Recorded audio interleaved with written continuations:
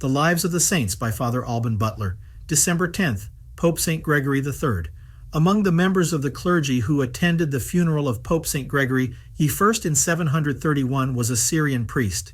He was so well known for his holiness, knowledge, and administrative ability that the people, seeing him in the procession, spontaneously elected him pope by acclamation.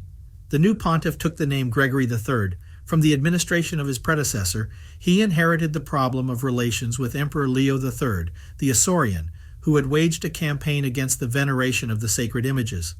One of Gregory III's first acts was to write a letter of protest. But the priest George, whom he commissioned to carry it, was overcome by fear and returned to Rome without carrying out the commission. The Pope was so indignant that he threatened to demote him. George set out again, but in Sicily he was surprised by imperial officials who banished him. Then Gregory II assembled a synod in Rome. The bishops, the lower clergy, and the laity approved the decree of excommunication against all those who condemned the sacred images or destroyed them. Leo the Isaurian used to take revenge the same method of some of his predecessors.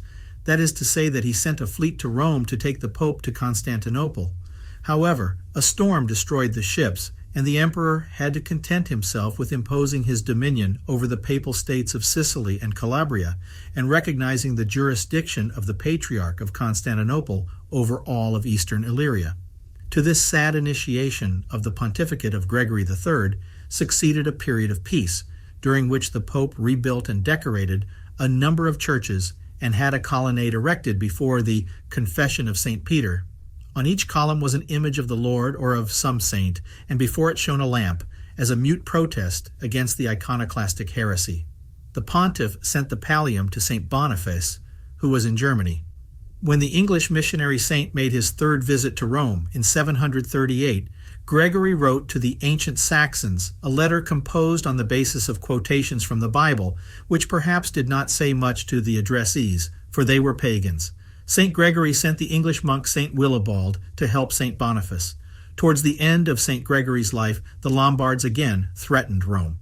The Pope asked Charles Martel and the Franks for help, not the Emperor of the East. But it was a long time before Charles Martel decided to intervene. Gregory also wrote to the bishops of Tuscany to exhort them to do everything possible to recover the cities that had fallen into the hands of the Lombards. If they did not do so, I myself, although I am ill, will undertake the journey to go and free you from the responsibility of not being faithful to your duty. On October 22, 741, Charles Martel died. A few weeks later, on December 10th, he was followed by St. Gregory III. The Liber Pontificalis states that he was a deeply humble and truly wise man. He knew sacred scripture and its meaning very well and knew the Psalms by heart. He was an elegant preacher who was very successful. He was fluent in Greek and Latin, and he consistently defended the Catholic faith. He loved poverty and the poor, protected widows and orphans, and was a friend of monks and nuns.